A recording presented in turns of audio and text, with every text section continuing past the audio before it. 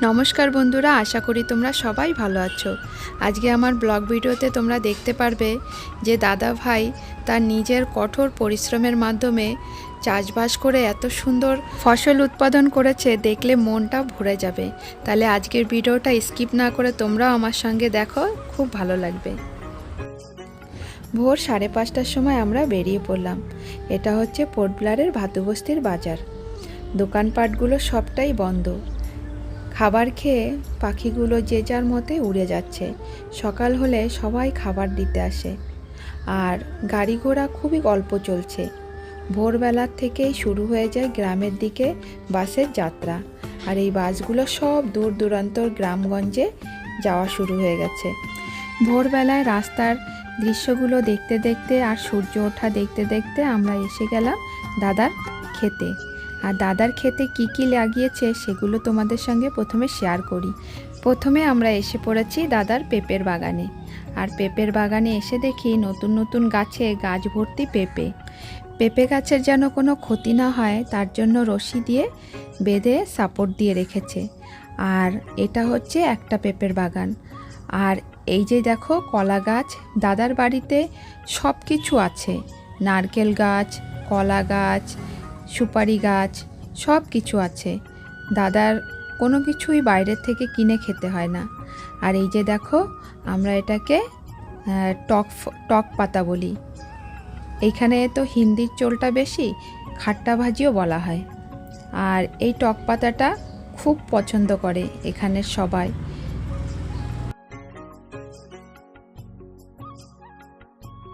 হাটে গেলে দেখা যায় গাট্টা গাট্টা টক পাতা এরকম ডাল ভেঙে ভেঙে বেঁধে বিক্রি করছে। আর খাট্টা ভাজিটা সবাই বেশিরভাগ পছন্দ করে ডালের মধ্যে দিয়ে খেতে আর ভাজা করে খেতে।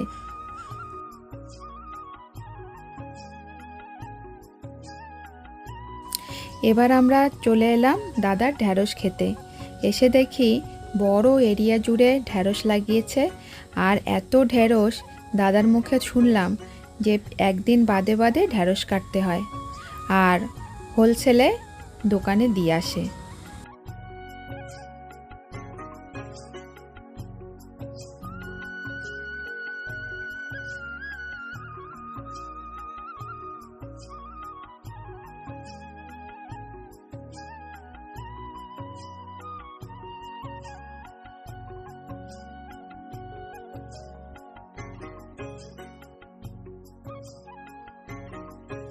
এগুলো নতুন গাছ, আর এগুলোতে কেবল ফল শুরু হয়েছে। কারণ ঢ্যাঁড়স গাছ লাগালে ঢ্যাঁড়স গাছে অত কষ্ট করতে হয় না, যার জন্য একের পর এক ঢ্যাঁড়স লাগাতে থাকে।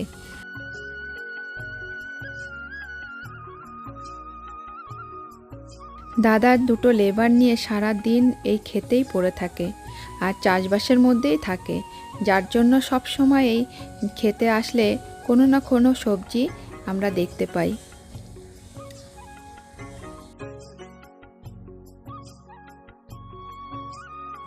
হাঁটতে হাঁটতে আর একটা পেঁপের বাগানে এসে পড়লাম। আর দাদার বেশিরভাগ পেঁপের চাষটাই 12 মাসকাল থাকে। দাদার এই এরিয়াতে পুকুর থেকে শুরু করে সমস্ত ধরনের চাষবাস, গাছপালা সবই আছে। আর এই যে হচ্ছে দাদার ছেলে। ছেলেটা কলেজে পড়ে, পড়াশোনার সাথে সাথে বাবাকেও খুব সাহায্য করে।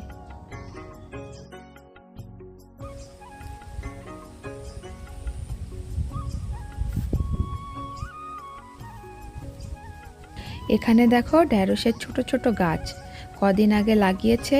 আর এই গাছগুলো বড় হতে একটু সময় লাগবে। তার আগে যে গাছগুলো তোমাদেরকে আগে দেখিয়েছি সেই গাছগুলো ফল দিচ্ছে। ওই গাছগুলোর ফলগুলো শেষ হতে না হতে এই গাছে ফল এসে যাবে। এবার চলে আসলাম উচ্ছের খেতে। আর উচ্ছের ক্ষেত দেখে মনটা ভরে গেল। গাছের চেহারা দেখো, এত সুন্দর চেহারা গাছের। ঠান্ডার সময় সব জায়গাতে সবজিটা ভালো হয়, কিন্তু আন্দামানে ঠান্ডা তো বুঝি না, তার উপর থেকে কদিন পরে পরে বৃষ্টি হয়। দাদার মুখে শুনলাম যে বৃষ্টিতে যে ফসল আশা করেছিল সেই ফসল কিছুই হয়নি।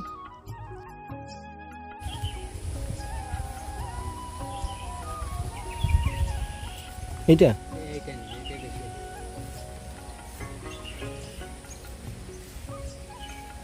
একই, দুটোই একই।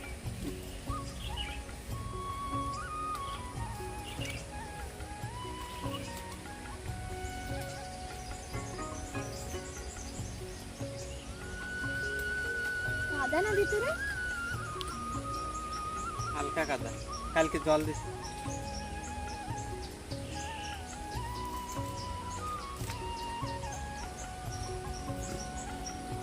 দাদা নমস্কার। দাদা নমস্কার। দাদা বলছি, এই যে যে করলা মাচানটা না, এটা তখন এসেছিলাম ছোট ছিল, এখন এটা বয়স কতদিন হলো? 38 দিন। 38, 40 দিনের কাছাকাছি। মানে 40 দিনও হয়নি? 40 দিন। মানে 40 দিনে এখনো হয়নি, 2 দিন না। বাকি, তাই? হুম। তাই এখন এর থেকে কেমন, মানে এক ফসলও কেটেছেন? হ্যাঁ, দুবার কাটা হয়েছে। তো কেমন হচ্ছে দাদা? এই এখানে 100 কেজি একবারে। মানে এই মাচানটাতে পুরো 100 কেজির মতো বেরিয়ে যায়? হুম। হুম। তা এখন বাজারের রেটটা কেমন চলছে এর? 80 টাকা, 100 টাকা। এর কি হোলসেল রেট? হোলসেল। হ্যাঁ।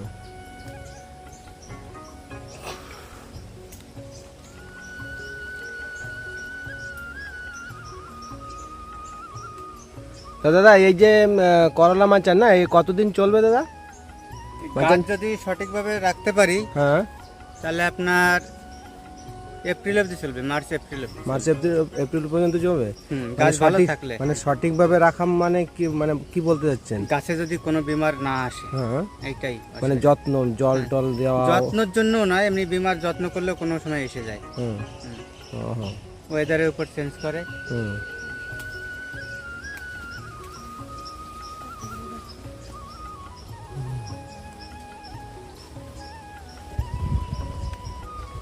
স্প্রে করতে হয়? হ্যাঁ, নাহলে যে এই দেখাচ্ছি এরকম হয়ে যায়। কিছু পোকা থাকে, হ্যাঁ, দেখুন। ওই যে না, হ্যাঁ, এটা পোকা। এই যে এইগুলো পোকা না, হুম। এটা স্প্রে দিলে এগুলো ঠিক হবে? হ্যাঁ, ঠিক হয়ে যাবে।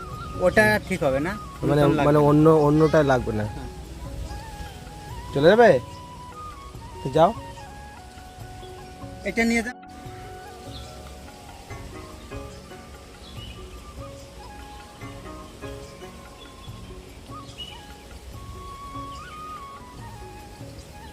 এই বীজ ভালো হলে পরে এর ভিতরে শুধু করলাই দেখা যেত, সত্যি কথা, আমি বললাম না যে বীজের উপরে অনেকটা ডিপেন্ড করে।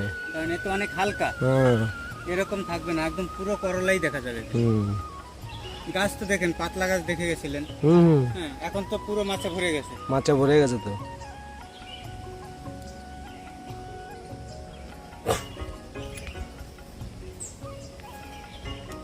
কি কি সবজি লাগাচ্ছেন দাদা? এখন এই ভেন্ডি লাগাচ্ছি আর এই করলা একটা লাগাবো। হ্যাঁ। আর এই ভেন্ডি উঠে গেলে আবার পাপিতার চাষ করবো। মানে ওইটা, ওই সাইডটা যে ভেন্ডি করেছেন ওইটা? এটা পাপিতা খারাপ হয়ে গেছে তো, বর্ষায় যেসব গাছের শিকড় খারাপ হয়েছে, হ্যাঁ, সেসব গাছগুলোই পড়ে যাবে। নষ্ট হয়ে গেছে না? নষ্ট হয়নি ওটা এখনো। এই যে এমন এই গাছটা, হ্যাঁ, এটা নষ্ট হয়ে গেছে। হ্যাঁ, এই গাছগুলো ভালো আছে, এগুলো ভালো আছে। হ্যাঁ। এক এক বছরে এক এক রকমের ওয়েদারের জন্য গাছ এরকম হয়। তা ওয়েদার কি প্রত্যেক বছর চেঞ্জ হয়? হ্যাঁ, ও চেঞ্জ হয়। হ্যাঁ? চেঞ্জ হয়। হ্যাঁ।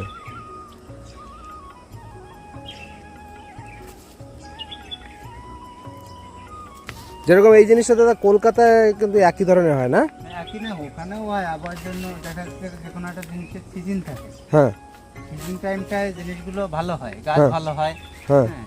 না, সিজন যেরকম মনে করেন এবার শীত চলছে না, তো শীতের সময় তো শীতের শীতের যে ফসলগুলো হ্যাঁ। আমাদের গ্রাম অঞ্চলে যেগুলো আমরা চাষ করে থাকি, হ্যাঁ সর্ষে, হ্যাঁ, মুসুরি, ছোলা, হুম। ধনে, কালো ওগুলো জিরা। ওগুলো সব শীতের জন্য। শীতের তারপরে ফসল। মেথি শাক, হ্যাঁ, হ্যাঁ, পাতাকপি, ফুলকপি, এইসব পাতাকপি, ফুলকপি তো শীতেরই ফসল। হ্যাঁ, কিন্তু শীতের মধ্যে আবার ওয়েদার চেঞ্জ হওয়ার বলছেন যে সববার একটু চেঞ্জ হয়। হ্যাঁ, চেঞ্জ হয় বলতে কিরকম দেখা যাচ্ছে, শীতের মধ্যে যদি গরম পড়ে যায় হ্যাঁ হট করে মাঝে মধ্যে চেঞ্জ হয়ে যায় না, হ্যাঁ হ্যাঁ হ্যাঁ 2-4 দিন চেঞ্জ হয়ে মানে ওই সময় কি হবে, ড্রাই টাইপের হবে না, হ্যাঁ। আবহাওয়াটা একদম শুষ্ক টাইপের হবে। টাইপের হবে, হ্যাঁ। ওই আবহাওয়ায় গাছ খারাপ হয়ে যায়। ঠিক ঠিক ঠিক।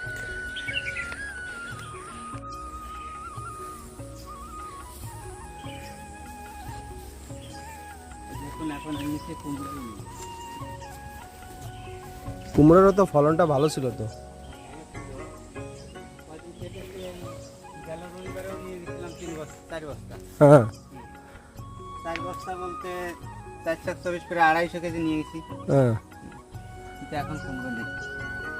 তো এটা দাদা, এটা কি অসুবিধা, মানে কি জলের জন্য না জলের জন্য না, এই কি হয় ওয়েদারের বলতে পারবো না। ওয়েদারের মনে না, হতে পারে। মানে এখন না ওয়েদারটা একটু ড্রাই টাইপের ওয়েদার না। আর যে কোনো ফলে একটু জটকাই আসে। হ্যাঁ এই ধরুন শেষ হয়ে গেছে, হ্যাঁ আর একটা ধরুন আসবে, হুম ওটা আবার তো প্রথমটার মতো অত আসবে না, হুম। একটু কম আসবে। যেরকম এটা না, এটা আরেকটা জিনিস দেখি দাদা, যেরকম সুপারি বা নারকেল, হ্যাঁ মনে করেন এবছর বেশি হয়েছে, পরের বছর কিন্তু কম। হ্যাঁ, এই এটা গাছের এটা মানে না, হ্যাঁ হার দেন বা যাই দেন, আমি দেখেছি আমাদের এখানে যেরকম, মানে এক বছর ফল বেশি দিয়েছে, পরের বছর ফল কমে যাবে। গাছের তো প্রথম ঝটকায় যখন যে হ্যাঁ। মাল আসে তখন গাছের একটু জোর কমে যায়, হ্যাঁ হ্যাঁ ফলের যে শক্তি টেনে নিয়ে যায়, সেই শক্তি বানাতে ওই জন্য আমরা কি করি, মানে কিছু জিনিস মানে জৈব সার বেশি করে দেওয়া থাকলে ওই ঘাটতিটা কম হয়। হ্যাঁ, হ্যাঁ, হ্যাঁ। আপনি কি ওই শস্য খোল ব্যবহার করেন? হ্যাঁ করেন না? হ্যাঁ, আমরা জমিতে সর্ষে খোল চুন সবই, তা ওর মাত্রাটা কেমন দিতে হয়?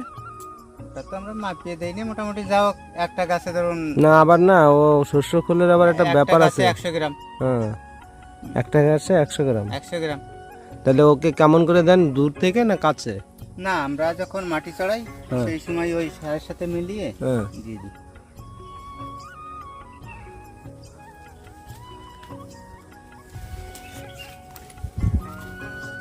তো ওই লাগবে কিন্তু ওই এই দেখেন এই সব এসছে, এই যে, হুম, এই যে আসছে। হুম। হ্যাঁ, এখন তো পাতায় ভরে গেছে, হুম। এই যে একটু দেখা কম যাবে। না আসবে আবার না, এক কাটা দিয়ে এক কাটা একটু ভরপুর হয়েছে তো, হ্যাঁ একটু ওই ইসে আবার হবে। এই সব আছে, হ্যাঁ আসছে ভিতরে এমনি হ্যাঁ। খাওয়ার জন্য আমাদের, না ভালো হয়েছে লাউটা। বিক্রি করার জন্য লাগাইনি, হ্যাঁ যা হয় দুটো একটা আমাদের খেতে, তো আমরা ফ্যামিলিতে 8 জন লোক হ্যাঁ, লাগে নিজের ফ্যামিলিতে তো সবজি লাগে। লাগে। কোথায় কুমড়োটা বেঁধে গেছে ওইটাকে ছাড়িয়ে দেওয়া।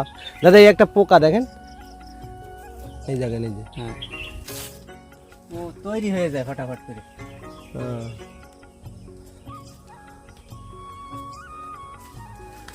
ওরা তো এই সব খেয়েই তো বাঁচে, ও তো হ্যাঁ, এ তৈরি হয়ে যায়, আপনি আজ যদি মারবেন 2 দিন মারবেন না, আবার দুদিন মারবেন না ওই।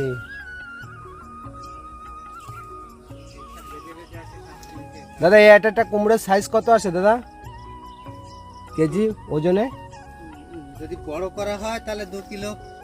না বাজারের চাহিদা কোনটা, কাঁচাটা না বেশি? কাঁচাটা, কাঁচাটার চাহিদা বেশি না, তো চাহিদা পাকাটার জন্য কাঁচা কুমড়োটা।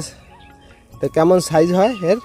কাঁচা কুমড়োটা ভালো সেল করতে গেলে 1 কেজির ভিতর রাখতে হবে। হ্যাঁ 1 কেজি 200-250, তার উপরে গেলে চাহিদা একটু কম। হ্যাঁ আর যদি 1 কেজির নিচেই থাকে হ্যাঁ 700-800 সব থেকে বেশি সেল। হুম। কিন্তু 700-800 রাখলে আমাদের একটু লোকসান হয়। লোকসান হয় মানে কি, ওটা আর একটু ম্যাচিউর হলে, ম্যাচিউর না হওয়ার আগে ভাঙতে হয় না। তো 1 থেকে 1.5 কেজির মধ্যে ঠিক আছে। হুম। তো এইগুলো 1 থেকে 1.5 কেজি সাইজ হবে দাদা? হ্যাঁ, ওটা 1.5 কেজি হয়ে গেছে। হয়ে গেছে অলরেডি? হ্যাঁ মানে এটা মানে পুরো ওয়েট না? হ্যাঁ। এই দেখুন কুমড়ো বের করে দিতে হবে, কুমড়ো গাছের সঙ্গে লেগে থাকতে হবে, কোথায় ফেসে আছে এগুলোকে ছাড়িয়ে দেওয়া। এই সবসময় সবজি বাকলাই চাষে সবসময় থাকতে হবে। হুম। মানে ওকে ও সবজিকে বুঝতে হবে কোথায় বেঁধে আছে, ছাড়িয়ে দেওয়া।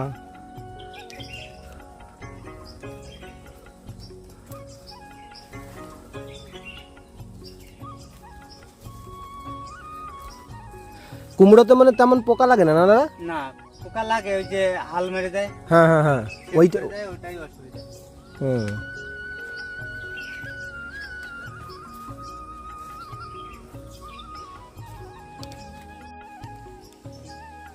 ওই উঁচু জায়গার থেকে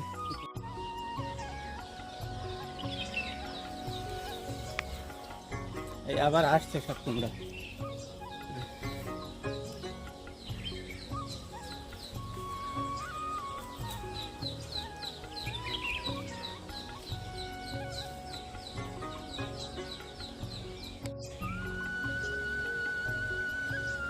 এখন কি ফুলের রেটটা কেমন আছে দাদা? ওই রকমই একটু কম হয়েছে এখন। হ্যাঁ, এখন ওই 150 টাকা কেজি হোলসেলে। এখন 150 টাকা। হোলসেল দাদা আপনি তো মানে রিটেলেই করে দেন না? আমি রিটেলি অল্প ফুল তো। তো ফুল তো অল্প, ফুল রিটেলে দেয় ঠিক আছে।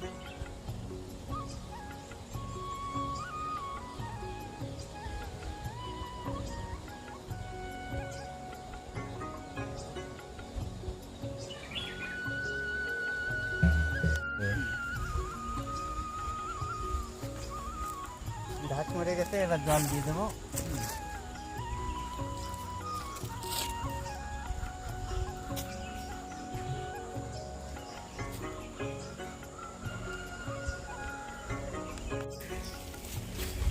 এই যে এই গাছগুলো ভালো আছে তো, হ্যাঁ ওই জন্য এই গাছগুলোর আবার সার টার দিলে পরে আবার ফল আসবে। হ্যাঁ। এটা কি খাদ্য দাদা? মুরগি খাচ্ছে। হুম।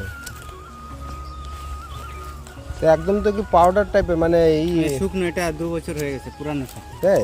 পুরানো। গাছের সাইড থেকে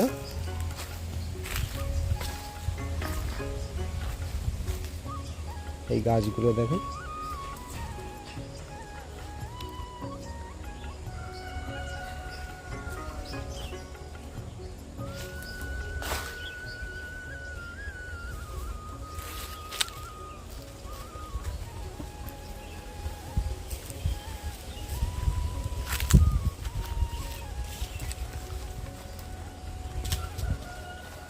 এখন এইভাবে সার দিয়ে তারপর কি করে জল দিতে হবে? হ্যাঁ, মাটি চড়াই দেবো।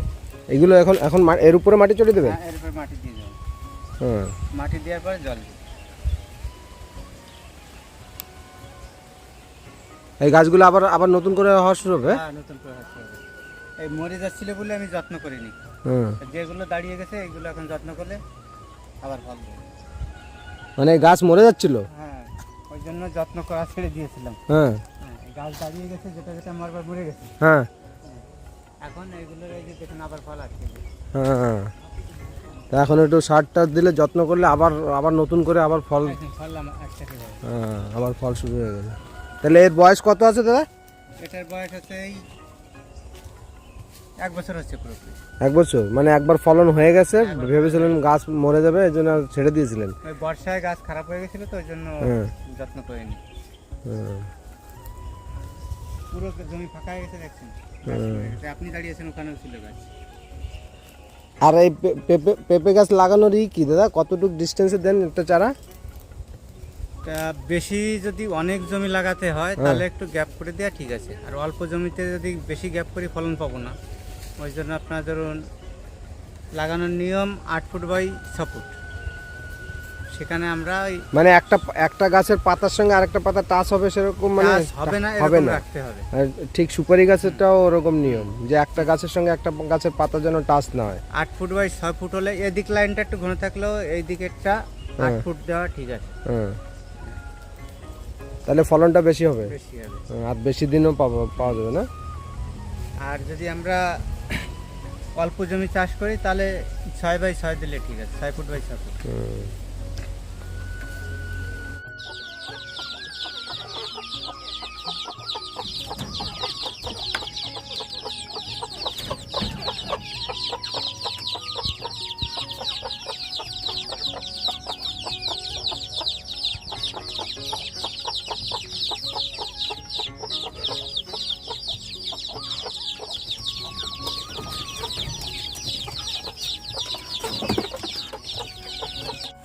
কেজি মাল সেল করেন, জঙ্গলিঘাটে আপনি 500 কেজি সেল করতে পারবেন। এই জন্য সোলদারি যাদের একটু বড় চাষি তারা যেতে চায় না। হুম।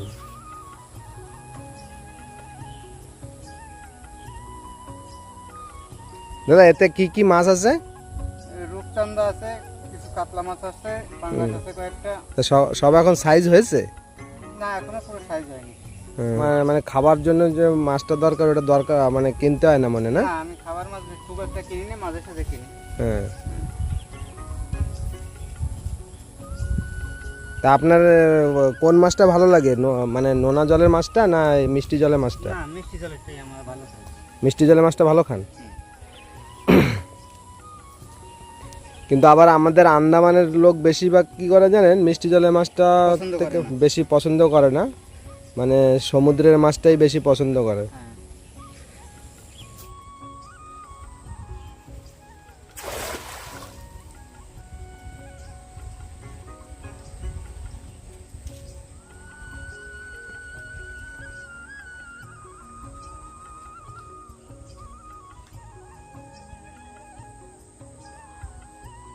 এবার আসছে কথা।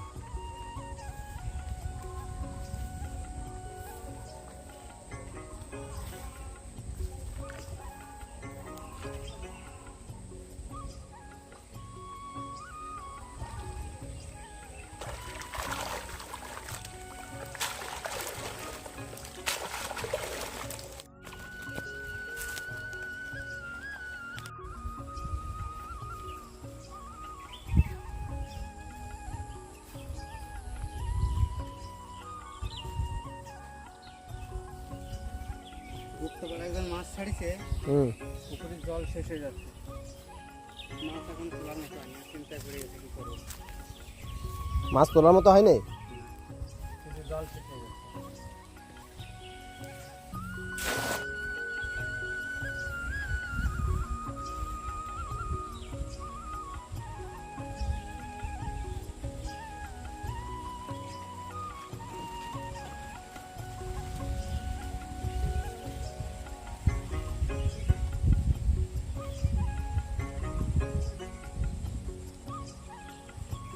পাথর তো, পাথরের গায়ে জাল ফেলা খুব এর মধ্যে পাথর আছে? ছোট ছোট পাথর।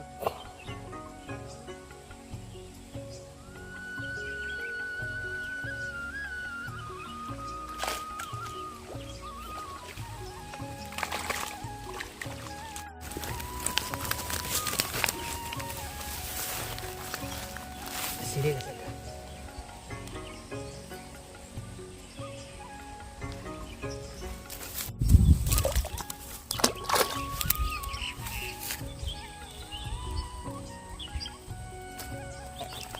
পাঙাশের কাটা আছে না?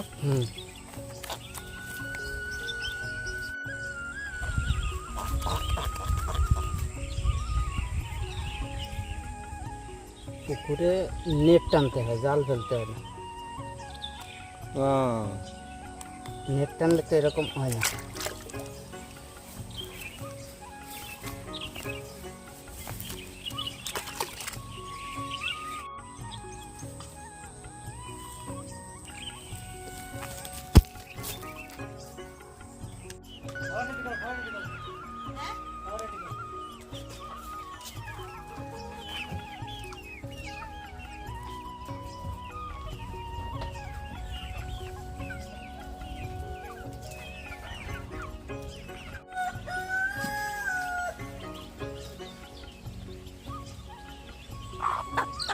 আজকেও মাসিমা আমার সঙ্গে অনেক গল্প করলো, আর এদিক থেকে দাদা আমার জন্য এক থালা খাবার নিয়ে আসলো। দাদার মুখের দিকে তাকিয়ে আমি হাসলাম।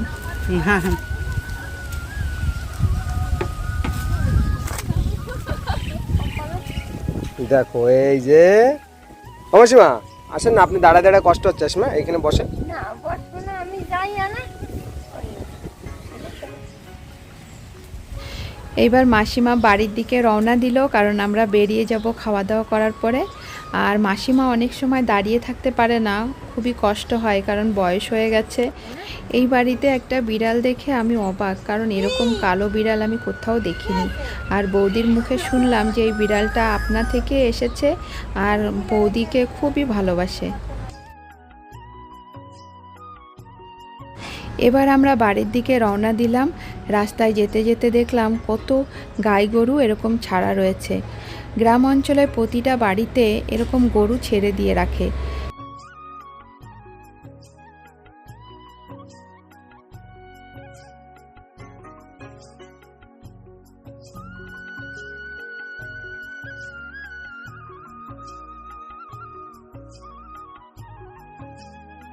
আমরা যে মাসিমার বাড়িতে আসি সেই মাসিমার বিষয়ে তোমরা অনেকে কমেন্ট করেছো যে মাসিমা কি 24 পরগনার নবদ্বীপে থাকেন। হ্যাঁ, ইনি 24 পরগনার নবদ্বীপে থাকেন। কারণ মাসিমা সবসময় আন্দামানে থাকেন না, বড় ছেলে গিয়ে কিছু দিনের জন্য নিয়ে আসে। তাহলে বন্ধুরা, ভিডিওটা এখানেই শেষ করছি। তোমরা সবাই ভালো থাকবে, সুস্থ থাকবে, আর যারা আমার ব্লগে নতুন আছো প্লিজ সাবস্ক্রাইব করতে ভুলবে না। ধন্যবাদ।